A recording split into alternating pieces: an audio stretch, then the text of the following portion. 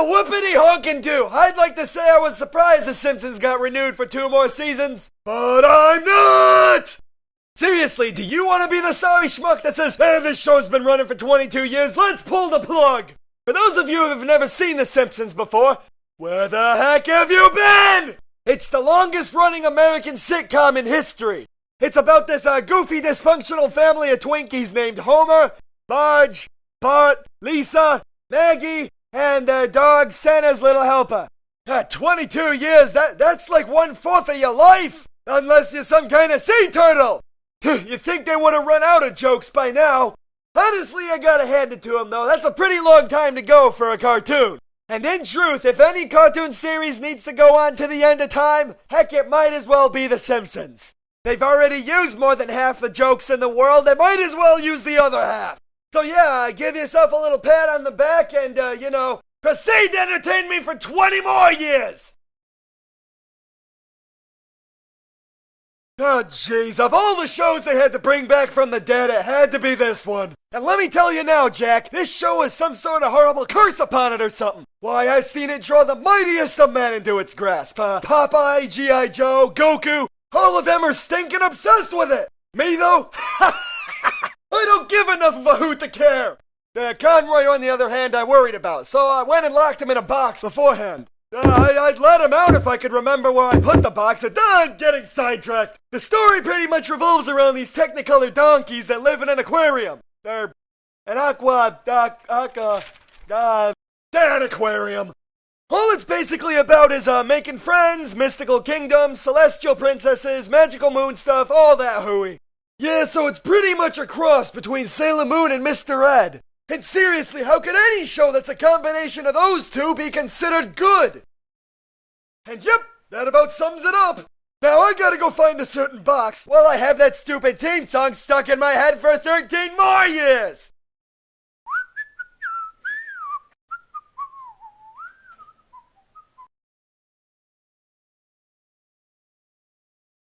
Well, alright, for the record, this was my initial reaction to this so-called masterpiece of modern-day animation.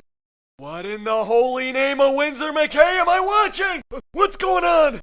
I don't even— why'd that Pikachu just get so big? Now, it's taken me some thought and effort, but I have managed to gather what little information I could about this show.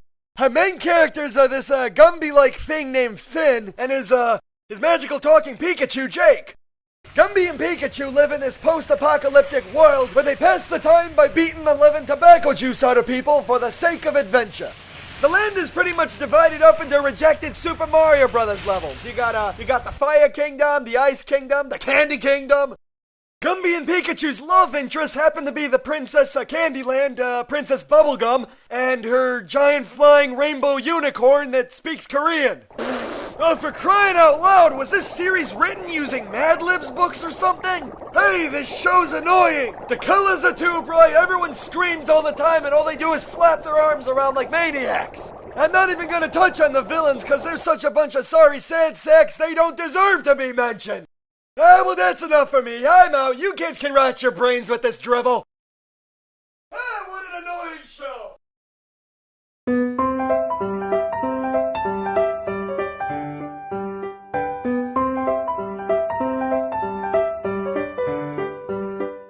Well, what can I say? I sat down to watch this regular show thinking, finally, a show that acknowledges that it's gonna be boring.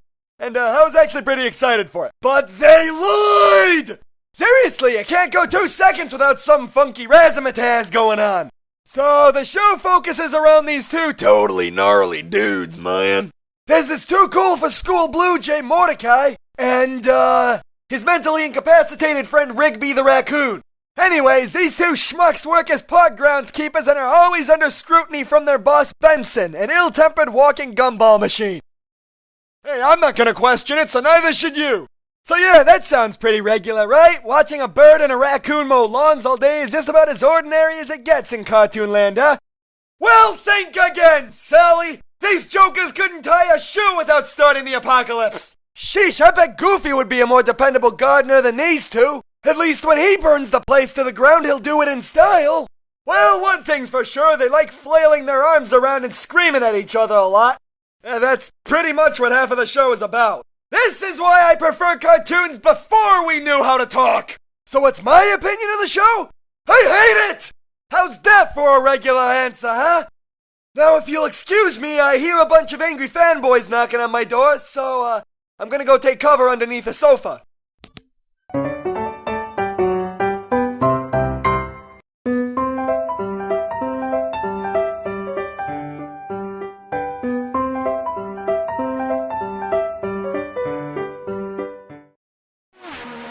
Buckle up for safety, kids! This one's a doozy! MOTORCITY is the name of this rip-roaring train wreck, and it follows the overly familiar legacy of totally cool dudes going up against some megalomaniac and all that hullabaloo. The catch is, they're going up against said megalomaniac with cars. And what's megalomaniac's ambition? To conquer Detroit, Michigan.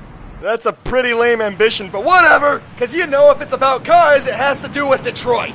The main characters are as follows. Cocky, whiny, swanky, dopey, hippie, and Julie, who's not only the undeniable love interest of the series, but unknown to the others is the bad guy's daughter. Because, you know, that can't possibly backfire in any way in the future. And together they go up against the evil forces of the Scottish guy from Samurai Jack, who's evil because he took Detroit and he built a new Detroit over it.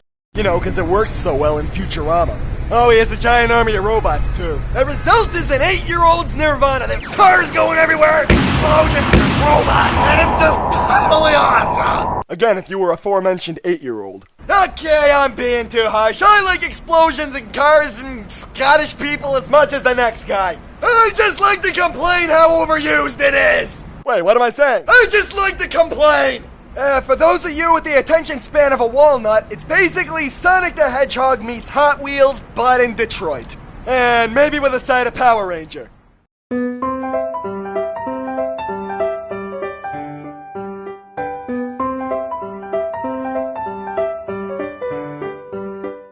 So I decided to sit down and watch this thing called The Legend of Korra because I heard that it was a sequel to the award-winning Avatar.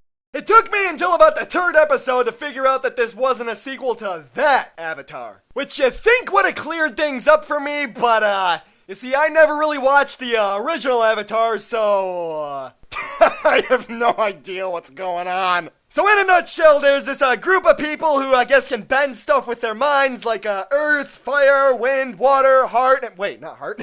And there's this big Mondo Dudog bender who can bend all of the above. And they're called the Avatar. And that's where our story starts, in the beautiful location of Republican City, where we meet KORRA, the supposed next incarnation of the Avatar. She can already bend fire, earth, water, but she can't bend wind, which I guess is what Krillin was pretty good at in the original series. And from what I could gather, the entire first season is about her beating up bad guys in Republican City.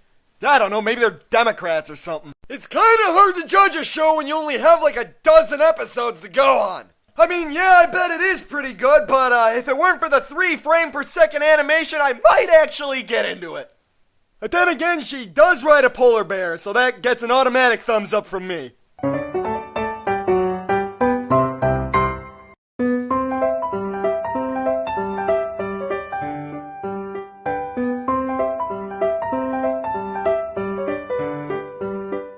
Well, here we go again with a disgruntled review about a waste of celluloid. And what's more of a waste of celluloid than Johnny Test? A stupid show about some bratty kid and his stupid dog and his relatives going on adventures together. Not to be confused with Johnny Quest, another stupid show about some bratty kid and his stupid dog going on adventures with his relatives. Allow me to sum up the show in one sentence. There's this bratty dweeb named Johnny Test who lives with his dorky sisters, mom, dad, and talking dog, and who gives a Ripville, where the dorky sisters built a lab in the attic, and Johnny always breaks in and messes around with the inventions. Gee, that doesn't sound familiar. And there's this evil little troll named Bling Bling Boy who has a crush on dorky sister number 2, who isn't interested in the slightest, because she's got the hots for neighborhood hung Gil, and somehow Area 51 and the government are involved with them somehow. I don't know, I couldn't keep track. But no matter what over-the-top scenario comes their way, Johnny and his stupid dog always manage to outsmart it. Why? Because they're totally cool dudes.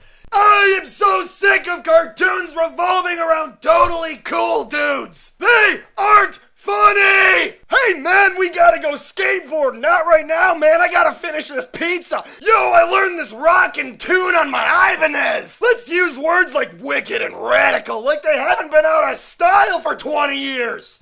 Ah! In other words, this particular cartoon is not suitable for my palate. Ah! You know, I think that was a little more than one sentence.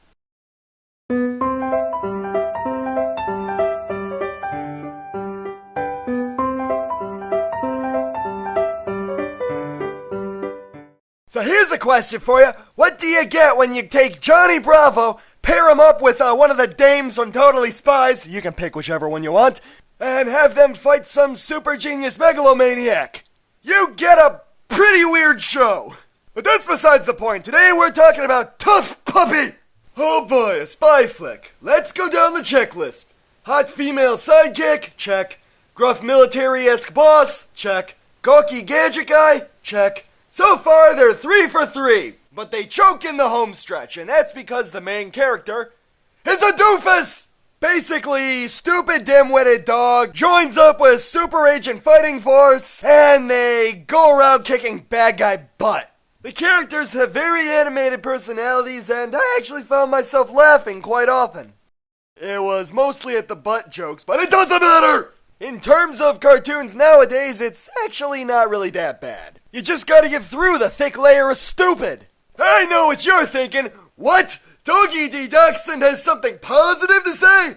Well, yeah, but not because it's a good show, but, believe it or not, that guy's my nephew.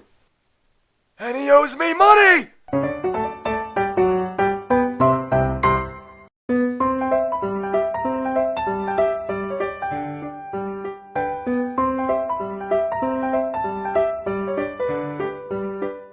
There are shows that I like, shows that I hate, shows that I deplore, and then Total Drama Island. And to my disgust, there's actually been quite a few of these. There's been Total Drama Island, Total Drama Action, Total Drama Vietnam or something. But this is the 4th one in the series, Total Drama Revenge of the Island, which I guess they're going back to the island now. It's a pretty common trend nowadays. You start out with something really funny, and as you drive it into the ground with sequel after sequel after sequel, people start to hate it, so you go back to the original funny version. The only problem is the original version wasn't funny! As you may have guessed, the entire show is full of totally cool dudes. Which, you know, my feelings on them. And basically, it's these totally cool dudes having a lot of totally cool problems in a totally cool environment. Hey, if this joke is getting old to you guys, maybe you'll get my drift that Totally Cool Dudes has been done to death and needs to die. Save for like the one nerdy guy on the show. And why is there such a contrast between you? We got the totally cool jock-like people and then the nerd. There's nothing in between. What, you want to know the characters? Just take a list of every single stereotype you can think of and cram it into a bunch of hastily cobbled together cardboard cutouts. And there you have it, 4 seasons already guaranteed. So in conclusion, totally going against everything I stand for, viewers, help support the death of this abomination of animation by watching an actual reality show for a change.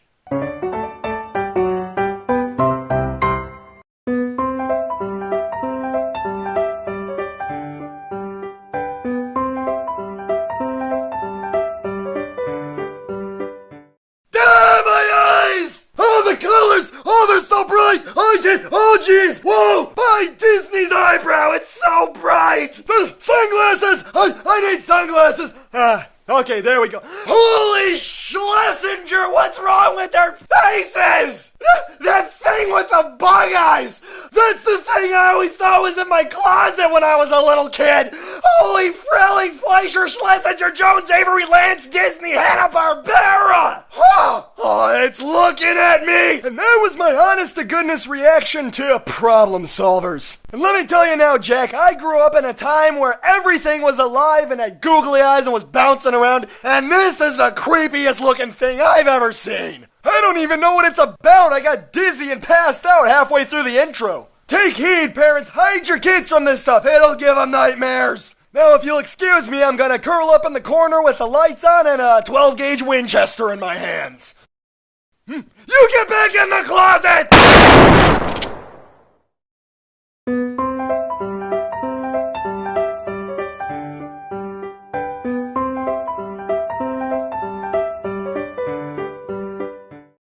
Hey, Disney, what's going on with ya?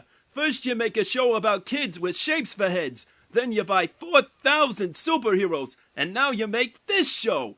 I had to check to make sure I wasn't watching regular show again. What happened to Disney cartoons looking like Disney cartoons?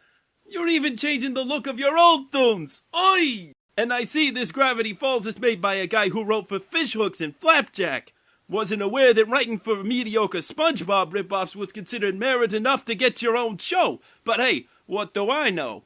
Anyway, Gravity Falls is about these twins that form a straight guy and Jim Carrey duo, and they're spending the summer in this weird little town with their weird great uncle, known as Grunkle in idiot speak, Stan.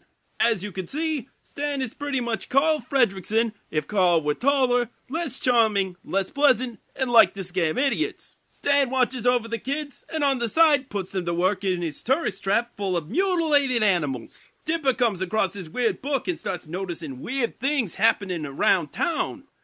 Such as a bunch of gnomes wanting to make his sister into their queen. Poltergeists with weird fursuit fetishes. And kid psychics trying to cut people's tongues out with scissors. Did I mention this is a Disney toon meant for kids? Anyway, we're still early on in this show's run, so I ain't got much to say, except you crazy kids will enjoy your crazy mystery shows. I bet the real mystery of this show is where the heck are the censors?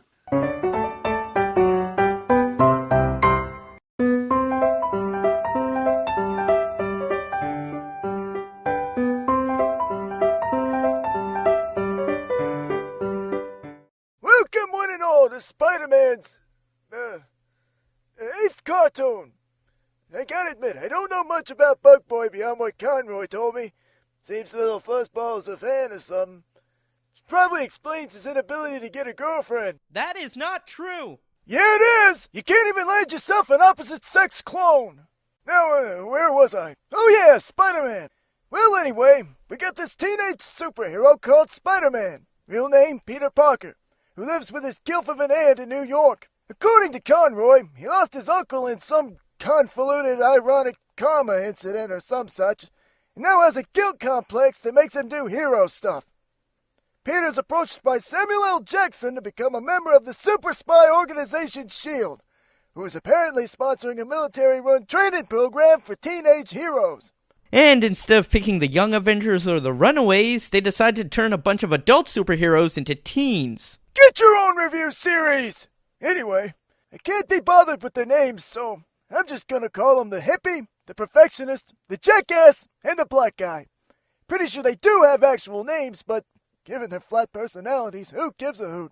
Peter plus these idiots go around fighting supervillains, and the show doesn't seem to know how to balance superhero action with comedy. Seems they took a little page out of Family Guy's book when it came to gags. In fact, the more I think about it, the more this show seems like the unwanted offspring of Family Guy and Teen Titans. Yeah, I'm a spectacular Spider-Man. Wait, did you say you find Aunt May hot?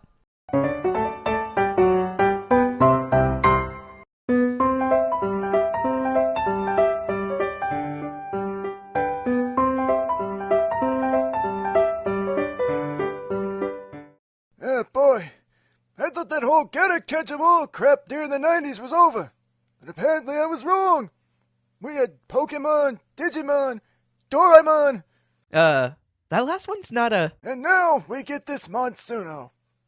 What, they think putting Mon at the beginning would throw people off? Well, there was Mon Coley Nights. I'll just be quiet. So, this Japanum anime is about how some meteor comes falling from the sky filled with alien gunk. And in the present time, some schmuck scientist thinks it'd be a good idea to mix said gunk with several Earth animals. He vanishes, thus leaving his idiot son and friends on a quest to capture the lamest looking pack of monsters I ever seen. They look like a bunch of animals that played with a bedazzler. And instead of them Pokeball thingamajigs, the monsters come in tubes that they have to flick to spin, and then they pop out when they hit each other. And if that ain't dumb enough, they try to make it seem cool every time it's done. It's like trying to make chewing look cool. The rest of the show is a MacGuffin plot. The heroes and the villains are all after the same thing. What it is, I don't care. To make it feel more like an anime, they threw in the standard limited animation, a tournament episode, and voices that don't fit the characters. Listen up, parents. Save your money. Back in my day, all we needed was a stick to have fun. And you still can!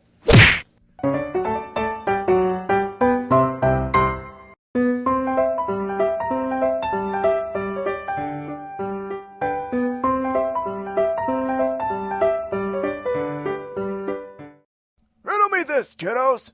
Have you ever wanted to watch your favorite Looney Tunes living the suburban life? With all the wacky misadventures to be had with their wacky neighbors? Only it's really about as wacky as Seinfeld and even less funny? No? Well, too bad, you little schmucks. That's what Warner Brothers has got in store for you, and it's called The Looney Tunes Show. Me, I blame trying to keep up with the times. It's stood in many a great tune before. Yogi Bear, Donald Duck, and even, well, yeah, so like I said, it happens to the best of us. But the thing is, most of us learn after the first time around. This is Looney Tunes' second foray into making a show that seems relevant. And we all remember their first attempt at that now, don't we? That you idiots, that wasn't even about the Looney Tunes. You know what I mean. There's no sugarcoating it. To this day, Toons use this thing as a parable about how not to stay in the game. Fortunately, the Looney Tunes show ain't the steaming turd of modern that Lunatics was. Granted, that's kind of damning with faint praise, but whatever. Thing is, not much of this show really resembles Looney Tunes in any way anybody was ever entertained by. Bugs ain't putting idiots through the ringer. Speedy Gonzales ain't making life hell for cats. And Daffy has gotten a lobotomy, 'cause ain't anything even remotely clever about this duck. Like I said earlier, it's basically them living in the suburbs, dealing with every unfunny plot you've ever seen in every unfunny sitcom that ever was. What a complete and utter waste of some pretty well-respected talent. It's a real shame to see such big names go down like this, but as I mentioned, it could be worse. A lot worse.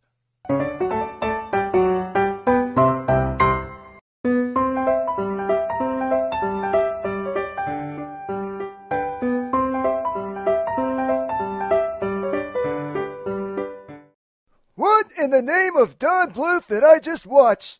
Only the best Disney movie ever! Those video game references, those cameos, and that Sergeant Calhoun. I don't get any of this!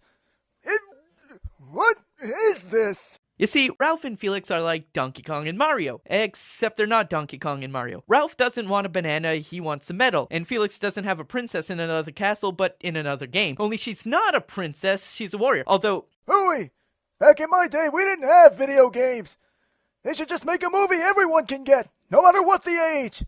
Like a kick the can movie or something. Well, in a way, it's like Roger Rabbit, but with video game characters. I didn't like that. You didn't like Roger Rabbit? The real people in the movie? They take up too much screen time. Ruins the whole experience. Wow. The people commenting are going to have a field day with that. And I ain't too big on crossovers in films. I mean, why make it a big deal? We see different tunes together all the time. You see? What's so special about that? Well, yeah, but these are Nintendo and Sega characters in here. I mean, sure, neither of them speak. They're only in the movie for like 3 minutes. And there's that Olympic game they're both in. But there were also Capcom characters too, like Street Fighter and... You know, I don't have to explain this to you. Viewers, I know the movie came out like a month ago, but if you haven't seen this movie yet, you should. It's the best movie Disney has made in a long time. Any movie that makes that many duty jokes ain't good. I mean, who laughs at... Duty.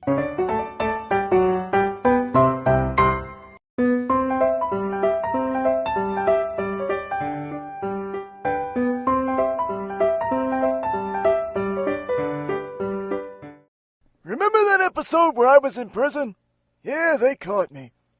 So while I'm on death row, I managed to catch this show about some kid named Chris Thorndike who goes on adventures with his talking animal friends. It wasn't until later that I found out the show is called Sonic X, meaning this Chris kid ain't the main character. I don't know why he gets so much screen time. He's a whiny little pantload of a kid who acts like his life is hell because his folks ain't there for him. Except he's rich, still has a grandpa and servants who spend time with him, and as we later see, his parents make time for him. Yeah, Real tough life. Wish my life could be so hard. So Chris teams up with Sonic, a Speedy Gonzales ripoff, and they go looking for Dragon Ball-like MacGuffins. And accompanying them is Sonic's best buddy Tails, idiot rival Knuckles, who's meant to be an echidna, but I don't see it. His stalker Amy, and her brainless sidekick Cream, with her brainless sidekick Cheese. Yeesh, the puns! Anyway, they're all trapped on Earth, along with the evil Dr. Eggman, who's about as lame as his name suggests. Wasn't he called Dr. Robotnik one time? Whatever. I guess overall the show could be better if Sonic actually did stuff instead of lounging all day, and Chris wasn't shoehorned in. I gotta wonder why they didn't just call this train wreck The Amazing Adventures of Chris, and just be done with it already, 'cause it sure as hell ain't about the hedgehog.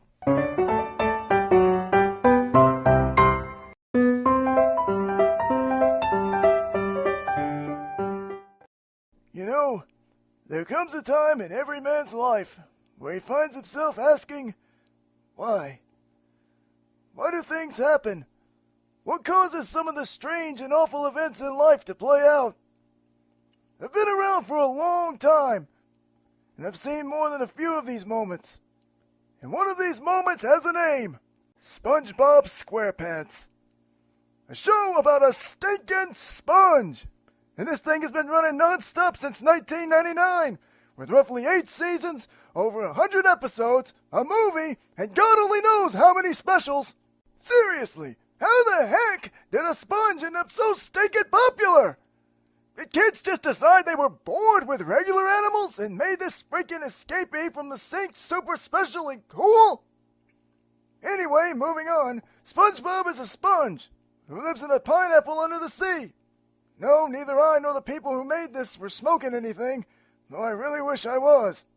We follow SpongeBob's crazy life and misadventures with his friend, the idiot starfish Patrick, the underwater squirrel Sandy, a miserable squid called Squidward, and his greedy crustacean boss, Mr. Krabs. SpongeBob is more his own enemy than anything, given the closest thing he has to a real antagonist is a plankton. Anyway, the show has been a Nickelodeon juggernaut for over a decade now. Despite barely anybody who originally worked on it being around anymore, the company seems determined to squeeze as much out of the poor little freak as it can, and that includes making it practically the only thing on Nickelodeon half the time. All this from a freaking sponge. What next? A cartoon about a dish rag? You know what I also can't stand? That gumball show. I mean...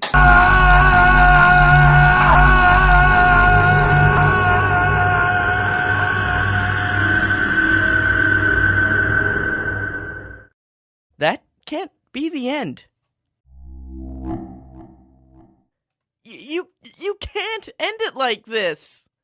You can't just kill Doggy! But I just saw you... Toons don't die, you idiot! So, what do we do now? Well, I think I ran it long enough. I'm gonna go watch some of them newfangled cat videos on the internet. Oh, so you mean like my cartoons? I meant good cat videos. Hey,